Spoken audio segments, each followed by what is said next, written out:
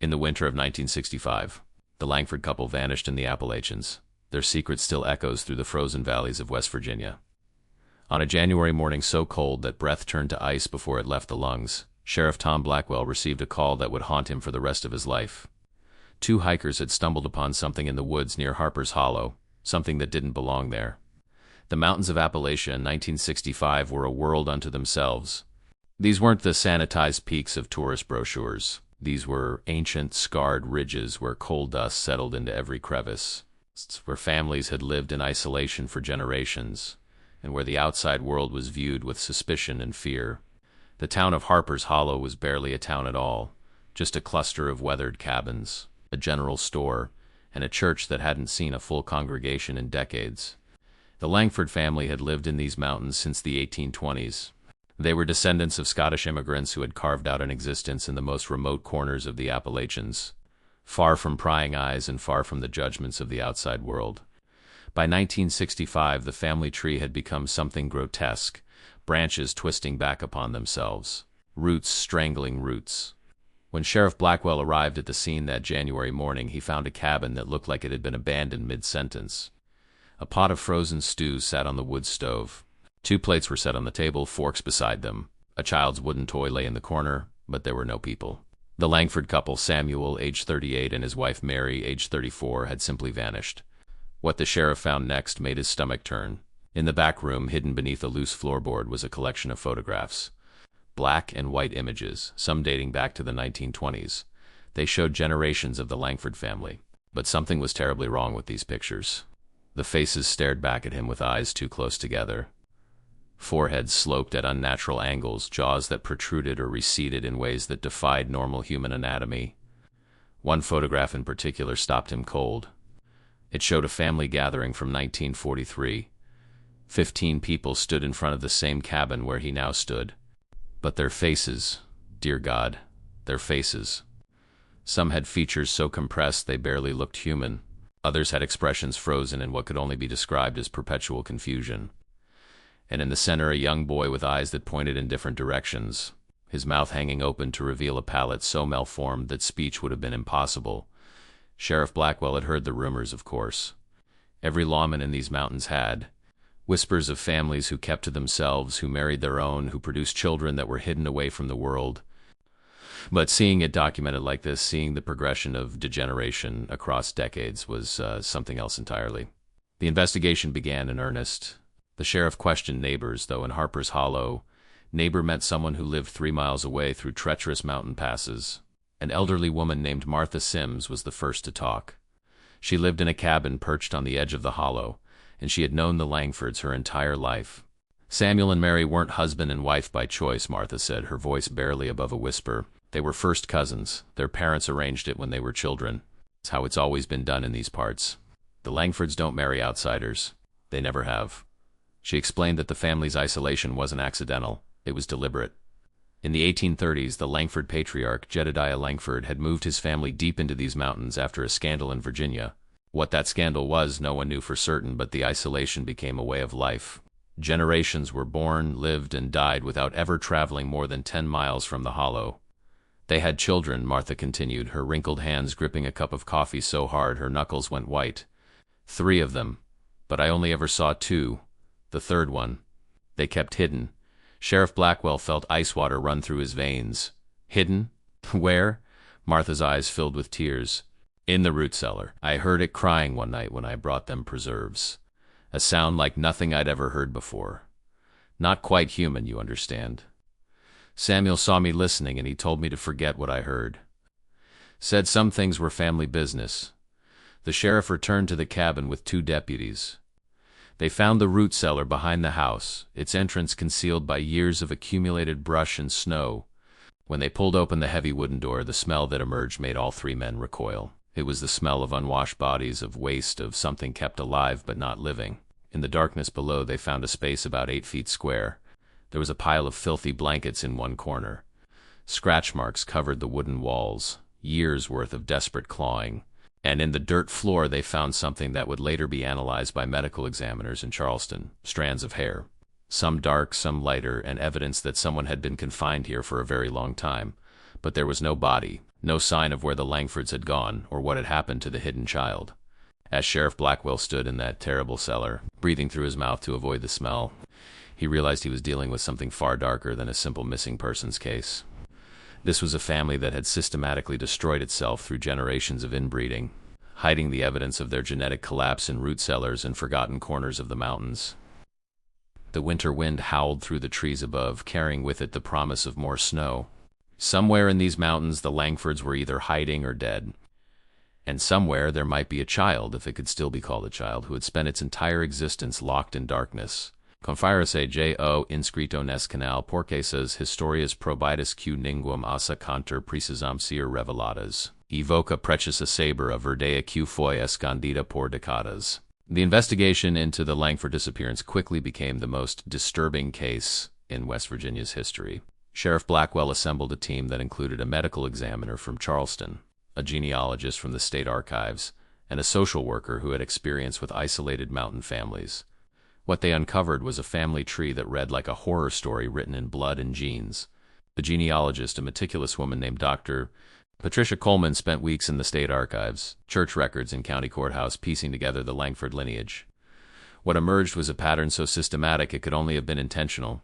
The family had been intermarrying for at least 5 generations, first cousins marrying first cousins, uncles taking nieces as wives, brothers and sisters producing children in unions that violated both law and nature. "This isn't accidental isolation, Doctor," Coleman explained to Sheriff Blackwell as she laid out chart after chart on his desk. "This is deliberate genetic concentration. Look at the marriage records." In 1887, John Langford married his first cousin Elizabeth. Their son Thomas married his own first cousin Sarah in 1909. Thomas and Sarah's daughter Rebecca married her second cousin, who was also her uncle by a different line, in 1931. This is systematic. The medical examiner, Dr. Harold Morrison, had been analyzing the photographs found in the cabin, along with medical records he'd managed to locate from rare doctor visits over the decades. His findings were devastating. "The genetic consequences of sustained consanguinity are well documented," Dr. Morrison said, his clinical tone barely masking his revulsion. "Recessive genes that would normally remain dormant become expressed. The results include severe intellectual disabilities, physical deformities, blindness, deafness, and shortened lifespans. Based on these photographs and the limited medical records, I'm seeing evidence of microcephaly, cleft palates, skeletal abnormalities, and probable severe cognitive impairment." He pulled out one photograph in particular, the 1943 family gathering. "Look at this boy here in the center. The cranial structure suggests he had what we call craniosynostosis, where the skull bones fuse prematurely. The facial features indicate possible Krausen syndrome. This child would have suffered from increased intracranial pressure, vision problems, and likely seizures. He probably didn't live past childhood, but it was the social worker, Helen Cartwright, who provided the most heartbreaking insights. She had interviewed 17 people who had some contact with the Langford family over the years. The stories they told painted a picture of a family trapped in a cycle of shame, secrecy, and survival. A former schoolteacher named Dorothy Pierce remembered when Samuel Langford briefly attended the one-room schoolhouse in 1935. He was 10 years old, but couldn't speak clearly, she recalled. His jaw was misaligned and he had trouble forming words. The other children mocked him terribly. After 2 weeks, his father pulled him out. I never saw Samuel in town again until he was a grown man, and even then, he avoided eye contact with everyone. A local merchant, Robert Hayes, remembered selling supplies to the Langfords. They'd come in twice a year, maybe. Always bought the same things: flour, salt, sugar, kerosene. They paid in cash, mostly coins. Samuel would hand me a list written in shaky handwriting, and I'd fill the order while they waited outside. Mary never came in. She'd sit in their old truck with a shawl covering her face. The most disturbing testimony came from a midwife named Agnes Porter, who had been called to the Langford cabin in 1957. Mary was having her second child, Agnes said, her voice trembling even 8 years later. The birth was difficult. When the baby finally came, Lord of mercy. When that baby came, I understood why they lived the way they did. Agnes paused, tears streaming down her weathered face. The child had no roof to its mouth. The palate was completely open. Its eyes were set so far apart they seemed to be on the sides of its head, like a fish. The hands had only 3 fingers each fused together. It lived for maybe an hour, making sounds that still wake me up at night. Samuel took it from me and told me to forget what I'd seen. He paid me double and made me swear I'd never speak of it. Sheriff Blackwell's investigation revealed that the Langfords had buried at least 7 infants behind their cabin over the past 30 years. When his deputies excavated the area with proper authorization from the county, they found small graves marked only with river stones. The bones told a story of genetic catastrophe, skulls malformed, spines curved at impossible angles, limbs that had never developed properly. But the most pressing question remained. Where were Samuel and Mary Langford, and what had happened to their hidden child? The breakthrough came from an unexpected source. A coal miner named Jim Tucker approached Sheriff Blackwell 3 weeks into the investigation. Jim worked in the deep mines that honeycombed the mountains around Harper's Hollow. "There's something you need to see," he said. "About a mile from the Langford place, there's an old mining entrance that was sealed up in 1902 after a collapse. But the seal's been broken. Recently, Sheriff Blackwell and his deputies followed Jim through snow-covered trails to a location marked only by a rusted sign warning of danger. Someone had indeed broken through the wooden boards and stone that had sealed the entrance. Fresh footprints led into the darkness. They entered with lanterns and flashlights, the deputy carrying a service revolver. The mine tunnel descended at a steep angle, the walls shored up with rotting timbers that creaked ominously. About 200 yards in, they found signs of habitation. Empty food tins, blankets, and in one alcove, a makeshift bed made from pine boughs. And then they found the clothes. A man's coat torn and blood-stained, a woman's dress shredded as if by claws, and tiny footprints in the coal dust, prints made by feet that had never worn shoes, feet that left an odd, shuffling pattern. Sheriff Blackwell picked up a scrap of paper from the floor. It was a letter, written in Mary Langford's handwriting. They recognized it from papers found in the cabin. The letter was dated January 3, 1965, 3 days before the disappearance. The letter read, "God forgive us for what we've done. God forgive us for what we've created. Thomas is getting stronger. He broke the lock again last night. Samuel says we have to take him deeper into the mountains, somewhere no one will find him. But I can't do it anymore. I can't look at what we made and call it our son. I can't hear him calling for us in that voice that isn't human. We should have let him die when he was born. We should have shown mercy. Instead, we kept him alive. And now he's becoming something we can't control. If someone finds this, please understand, we loved our children, even the ones we had to hide. But love isn't enough when nature itself turns against you." The letter ended abruptly, as if Mary had been interrupted while writing it. Sheriff Blackwell felt his hands shaking as he held the paper. The hidden child, Thomas, was alive. And according to his mother's terrified words, he was becoming dangerous. The search for the Langford family intensified as February brought even harsher weather to the Appalachian Mountains.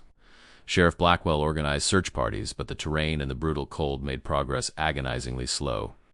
Every day that passed increased the likelihood that if the Langfords were still alive, they wouldn't be for long. Dr. Morrison provided a chilling assessment based on Mary's letter and the evidence they'd gathered.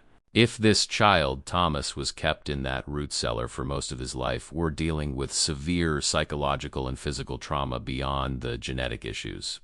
Sensory deprivation, lack of socialization, and the physical effects of consanguinity would create something truly tragic. Helen Cartwright had been researching similar cases across Appalachia. "There are stories," she said during a meeting in the sheriff's office, "of families in these mountains who hid children for decades. In 1931, authorities in Kentucky found a 26-year-old man who had been kept in a barn his entire life. He had been born to siblings and had severe deformities. When they tried to integrate him into society, he became violent. He didn't understand human interaction. He only knew isolation and darkness. The implications were terrifying. If Thomas had spent 16 years, his approximate age based on Agnes Porter's testimony and the timeline, locked in that root cellar, emerging only occasionally, he would be more feral than human." On February 14, 1965, a local trapper named Ezra Walsh came to the sheriff's office with disturbing news. "I found one of my traps sprung," he said. "But whatever took the rabbit, it didn't kill it clean, it tore it apart. And there were tracks around it. Human-like, but wrong. The stride was too wide and the feet left drag marks, like whoever made them was shuffling or couldn't walk right." Sheriff Blackwell and 3 deputies accompanied Ezra to the trap location. The scene was exactly as described. The snow around the trap was churned up and the tracks led northeast, deeper into the wilderness. They followed the trail for 2 miles before losing it in rocky terrain. But they found something else, a cave entrance, partially hidden by an overhanging rock face. Inside the cave, they discovered more evidence of habitation, and scratched into the rock wall over and over again were crude drawings. Stick figures, a man, a woman, and something small between them. The same image repeated dozens of times, as if the artist was trying to make sense of a concept they couldn't quite grasp. Family, but there was also something more disturbing. On another section of wall, the drawings changed. The stick figures were shown in a sequence that depicted violence. The small figure between the adult figures was shown attacking them. Red clay had been used to color parts of these drawings, suggesting a level of sophistication in the storytelling. "He's documenting what happened," Dr. Coleman said when she saw photographs of the cave drawings. "He's showing us that he hurt his parents. This is his attempt at communication." The local community was now in a state of fear. Families who lived in isolated cabins started keeping rifles by their doors. The elementary school in the nearby town of Beckley implemented a strict pickup policy. The newspapers in Charleston picked up the story. And suddenly the Langford case was making headlines across West Virginia. Mountain family vanishes. Inbred child loose in Appalachians. The horror in Harper's Hollow. Sheriff Blackwell tried to maintain calm, but privately, he was terrified. They were hunting something that was simultaneously a victim and potentially a danger to anyone who encountered it. The breakthrough came on February 23rd. A farmer named Dale Morrison, no relation to Dr. Morrison, was checking his livestock when he heard sounds coming from his barn. When he investigated, he found a figure huddled in the corner, covered in filth and rags. The figure looked up at him, and Dale later told police he nearly had a heart attack. "It was human," Dale said, his voice shaking, but barely. "The face was all wrong. The eyes were too far apart, and one of them didn't move right. The mouth hung open, and I could see there was something wrong with the jaw. It made sounds at me, but they weren't words, just grunts and moans. And the smell, God, the smell was like death itself." Dale had backed away slowly and locked the barn from the outside. Then he called the sheriff. When authorities arrived, they approached the barn with extreme caution. Sheriff Blackwell insisted that Dr. Morrison and Helen Cartwright be present. "This isn't a criminal," he said. "This is a victim. We treat him as such." They opened the barn door slowly. The figure, Thomas Langford, cowered in the corner, his arms wrapped around his misshapen head. In the light, his condition was even more apparent. Years of genetic damage had left him with severe cranial abnormalities, a cleft palate that had never been treated, eyes that couldn't focus properly, and limbs that seemed to bend at wrong angles. But it was his expression that broke Helen Cartwright's heart. It wasn't aggression or violence. Quote, "It was pure terror." This child, because despite being 16, his mental development had been so stunted that he was essentially a child, was absolutely terrified of the humans staring at him. Helen stepped forward slowly, her hands open and non-threatening. "Thomas," she said softly. "Thomas Langford. We're not going to hurt you. We want to help you." Thomas made a sound, a keening wail that seemed to come from somewhere deep in his damaged chest. And then he did something that made everyone in that barn freeze. He pointed to drawings in the dirt floor. Crude, like the cave drawings, but clear enough. Two figures lying down. Not standing. Lying down. "Your parents," Helen whispered. "You're showing us your parents." Thomas nodded, a gesture he must have learned from watching Samuel and Mary. And then he made another drawing. A location. A cave or shelter marked by what looked like 3 trees in a row. Dr. Morrison immediately recognized the landmark. The old Peterson homestead. It burned down in 1947, but there were 3 massive oaks out front. They're still standing. At this moment, I need you to understand something crucial. This story you're watching represents decades of hidden suffering. If you believe families like the Langfords deserve to have their truth told, write in the comments. Their secret must be revealed. Let me know you're paying attention to what really happened in these forgotten mountains. Quote, "The search party reached the Peterson homestead ruins just before sunset on February 23, 1965. The 3 oak trees stood like sentinels against the darkening sky, their bare branches reaching toward clouds heavy with snow. The homestead itself was nothing but charred timbers and a collapsed stone foundation, reclaimed by 40 years of mountain vegetation. Thomas had been sedated by Dr. Morrison, a difficult decision but necessary for everyone's safety during the trek through the mountains. He'd been wrapped in blankets and transported on a stretcher by 2 strong deputies. Even unconscious, his breathing was labored, a wet, rattling sound that spoke of malformed airways and lungs that had never functioned properly. Sheriff Blackwell directed his men to search the area systematically. The old root cellar of the Peterson house was still partially intact, its stone walls having survived the fire that destroyed everything above ground. Deputy James Crawford was the first to descend into it. What he found there would haunt him for the rest of his life. Samuel and Mary Langford had made it to this shelter, probably fleeing from Thomas after he'd broken free from their root cellar. They had barricaded themselves in the Peterson cellar, using old timbers and whatever else they could find. But Thomas had found them. The marks on the barricade showed where he'd clawed and pounded, his determination fueled by years of imprisonment and a confused, desperate need to be with the only people he'd ever known. Eventually, he'd gotten through, and what happened next was the inevitable tragedy of a situation that should never have existed. Samuel Langford's body was found in the corner, his skull fractured. The medical examiner would later determine that the injury was consistent with being struck repeatedly against the stone wall. Mary Langford lay nearby, her neck broken. The positioning of the body suggested that Thomas hadn't understood what he was doing. He'd been trying to make them wake up, moving them, positioning them, even attempting to feed them based on the scattered remnants of food around their corpses. But the most heartbreaking detail was what Deputy Crawford found clutched in Mary's frozen hand. It was a photograph, the same one from the 1943 family gathering. On the back in Mary's handwriting were the words, "We thought we could hide from our sins. We thought we could keep our family pure. God forgive us. We created monsters, and we called it love." Thomas was taken to a state facility in Charleston, where a team of doctors attempted to assess his condition. Their report, filed on March 15, 1965, made for devastating reading. Thomas had severe intellectual disabilities, was functionally blind in one eye, had a cleft palate that had fused incorrectly over time, causing chronic infections, and displayed skeletal abnormalities consistent with multiple generations of consanguinity. His chromosomes showed patterns that geneticists had rarely seen outside of laboratory studies of extreme inbreeding. More tragically, despite his limited cognitive abilities, Thomas seemed to understand that his parents were gone.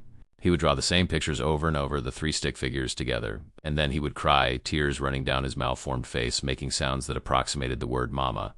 He died on April 7, 1965, from pneumonia. His damaged lungs couldn't fight the infection. He was 16 years old and had spent 14 of those years locked in a root cellar, hidden from the world because his parents couldn't bear to admit what their family's secrets had created. The investigation into the Langford case expanded beyond just Samuel, Mary, and Thomas. Dr. Coleman's genealogical research revealed that the family had produced at least 19 children over 5 generations, but only 7 had survived past age 10. The others had died from complications related to genetic disorders, and all had been buried in unmarked graves around various family properties. The state of West Virginia used the Langford case as impetus for new legislation. Laws were strengthened regarding mandatory reporting of child welfare concerns, and social services were expanded to reach isolated mountain communities. It was too late for the Langfords, but perhaps it would save other families from similar fates. Helen Cartwright wrote a comprehensive report on the case, which was published in a social work journal in 1966. In it, she wrote, "The Langford tragedy represents the ultimate conclusion of isolation, shame, and the systematic practice of consanguinity. This family believed they were preserving something pure, maintaining a bloodline uncontaminated by outsiders. Instead, they created generation after generation of suffering. They hid their children not out of cruelty but out of shame, shame that their family tree had become so tangled that it was strangling itself." The cabin in Harper's Hollow was eventually torn down by the county. The land was left to return to wilderness.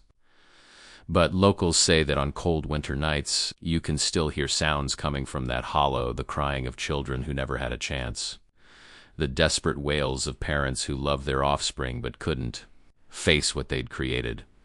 Dr. Morrison included the Langford case in a medical paper on the genetic consequences of sustained inbreeding. His conclusion was clinical but damning. When populations become genetically isolated, the results are predictable and devastating. Recessive genes accumulate, genetic diversity collapses, and each generation becomes more vulnerable to catastrophic health issues. The Langford family represents an extreme case, but the principles apply to any isolated population engaging in consanguineous relationships. The photographs found in the Langford cabin were eventually archived by the State Historical Society, though they remain restricted to researchers and medical professionals. They serve as a visual record of what happens when human families violate the basic genetic principle of diversity. Each generation in those photographs shows increased deformity, increased suffering, increased deviation from normal human development. One photograph in particular has become the focus of genetic and anthropological study. It shows 5 generations of Langford women taken in 1958. The eldest, born in 1878, shows relatively normal features. Her daughter, born in 1901, has slightly asymmetrical features. The granddaughter, born in 1923, shows obvious signs of genetic issues: eyes too close together, a misshapen jaw. The great-granddaughter, born in 1945, is severely affected: profound facial abnormalities, hands that don't form properly. And the youngest, born in 1957, is so malformed that her humanity is almost unrecognizable. This photograph, spanning 80 years and 5 generations, tells the story of genetic collapse in one family with devastating clarity. The grave markers of Samuel and Mary Langford were placed in the Harper's Hollow Cemetery by the state. They're simple stones, listing only names and dates. Thomas was buried beside them, his stone reading simply Thomas Langford, 1949 to 1965. Child of the mountains. Some locals objected to Thomas being buried in the cemetery at all, saying he wasn't properly human. Sheriff Blackwell personally ensured that Thomas's burial went forward. He was human enough to suffer, the sheriff said. He's human enough to deserve a decent burial. In the years following the Langford case, similar stories emerged from other isolated Appalachian communities. The Langfords weren't unique, they were simply the ones who got caught. Other families, hearing about what happened in Harper's Hollow, began seeking help. Social services documented dozens of cases of children hidden away, families practicing systematic intermarriage, and communities where genetic diversity had collapsed to the point where severe disabilities were almost expected in each new generation. The Langford case became a watershed moment in understanding the human cost of isolation and consanguinity. It wasn't about judging mountain people or their traditional ways of life. It was about recognizing that when families turn inward, when they isolate themselves out of fear or shame or a misguided sense of purity, the results are always tragic. 60 years have passed since that terrible winter of 1965, but the Langford case still resonates through the mountains of West Virginia and beyond. Sheriff Tom Blackwell, who died in 1992, never forgot the case. In interviews before his death, he spoke about how it changed his understanding of justice, suffering, and the fine line between victim and perpetrator. Thomas Langford killed his parents, Blackwell said in a 1989 interview. But was he a murderer? He had the mental capacity of a young child, trapped in a body that barely functioned, emerging from years of imprisonment. He was trying to reach his parents, to be with them, and he didn't understand his own strength or their fragility. How do you judge that? How do you assign blame? The question haunted everyone involved in the case. Helen Cartwright, who went on to become a leading voice in child welfare reform, used the Langford case as a cornerstone of her arguments for proactive intervention in isolated communities. "We can't wait for tragedies to happen," she testified before Congress in 1972. The Langford family suffered for generations before anyone knew. How many other families are out there right now, hiding children in root cellars and back rooms, ashamed of what their practices have created? Dr. Morrison's medical research on the Langford case contributed to a growing understanding of genetic counseling and the importance of genetic diversity. By the 1980s, genetic testing was becoming more common, and counselors were using cases like the Langfords to explain why consanguineous marriages were so dangerous. But perhaps the most lasting impact of the Langford case was on the community of Harper's Hollow itself. The town, such as it was, never recovered from the publicity. Families moved away, ashamed to be associated with the area. By 1975, Harper's Hollow was essentially abandoned. The general store closed.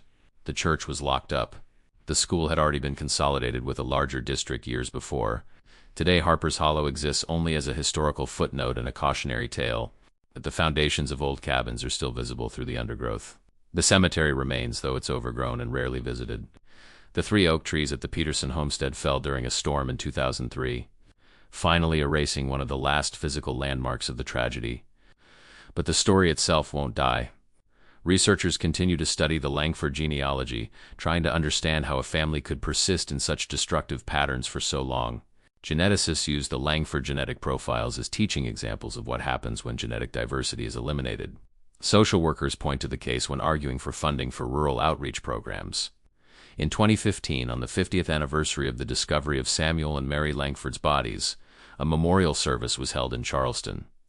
About 30 people attended, mostly social workers, medical professionals, and descendants of people who had known the Langfords.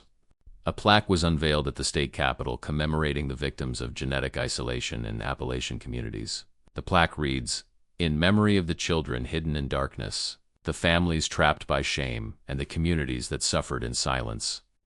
May their stories ensure that no child is ever again imprisoned by the mistakes of their ancestors." One attendee at the memorial was Dr. Sarah Langford, a genetic counselor from California. She was a distant relative of the Harper's Hollow Langfords, descended from a branch of the family that had left the mountains in the 1890s. I changed my last name when I was 18, she told a reporter.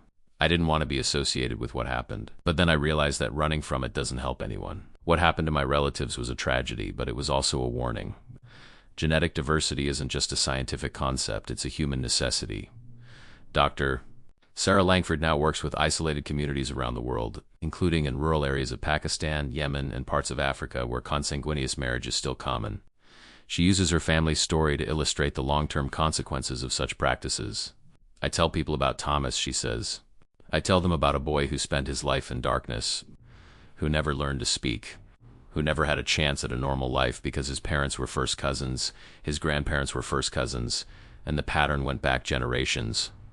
I show them the photographs, the medical records, and I ask them, is this what you want for your children?" The Langford cabin site has become something of a dark tourism destination, though there's nothing left to see but forest. Occasionally, curiosity seekers make the trek to Harper's Hollow, looking for the place where the tragedy unfolded. Local authorities discourage this, but they can't stop it entirely. Some visitors leave flowers at the cemetery. Others take photographs of the empty land where the cabin once stood. And sometimes people report hearing things in that hollow. The sounds are probably just wind through the trees, animals moving through the undergrowth, or the settling of old mining tunnels beneath the surface.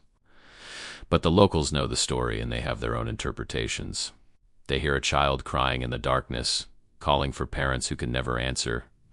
They hear the desperate scratching of fingers against wood, trying to break free from prison. They hear the echo of a tragedy that should never have happened. The scientific legacy of the Langford case is substantial. Medical schools still use the case in courses on genetics and medical ethics. The photographs and medical records have been studied by researchers around the world. Papers have been published examining everything from the specific genetic mutations observed in the Langford family to the psychological effects of extreme isolation on developing children. One study published in the Journal of Genetic Psychology in 2008 used the Langford case as a primary example in a comprehensive analysis of consanguinity effects across multiple generations. The researchers concluded, the Langford family represents perhaps the most well-documented case of sustained consanguinity in American history. The progression from relatively mild effects in early generations to catastrophic genetic collapse in later generations follows predictable patterns, but with an intensity rarely seen in modern populations. This case provides invaluable data for understanding the cumulative effects of inbreeding and serves as a powerful warning about the dangers of genetic isolation. But beyond the science, beyond the social policy, beyond the medical research, the Langford case is ultimately a human story. It's about parents who loved their children but couldn't admit what they'd created. It's about a community that suspected but didn't want to interfere. It's about a society that allowed families to disappear into the mountains and forget they existed until tragedy forced them into the light. Thomas Langford's grave in Harper's Hollow Cemetery is occasionally visited by people who have heard his story. They leave small toys as if trying to give him the childhood he never had. They leave flowers acknowledging the humanity that was denied him in life. And they leave notes, some apologizing on behalf of a society that failed him. Others simply saying, "We remember." The final report on the Langford case, filed by the West Virginia Department of Health and Human Services in 1966, concluded with these words, "The tragedy of the Langford family could have been prevented at multiple points over multiple generations. It represents a failure of community, of government, and of society to protect the most vulnerable among us. Let this case stand as a permanent reminder that isolation, whether chosen or imposed, leads inevitably to suffering. Let it remind us that shame must never be allowed to hide cruelty, even when that cruelty is born of love and misguided tradition." 60 years later, those words still resonate. The Langford family is gone. Their bloodline ended with Thomas's death in 1965. But their story lives on, a dark echo from the Appalachian Mountains that reminds us of the terrible cost of genetic isolation and the human capacity for both love and tragedy. If you've watched this entire investigation, you understand now why these stories can never be forgotten.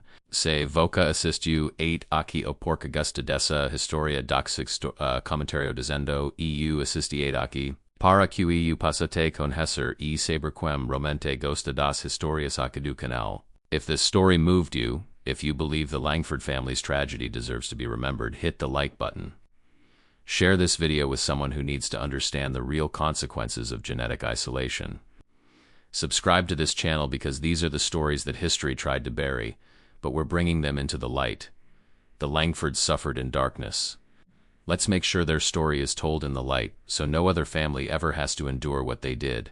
Thank you for bearing witness to their truth.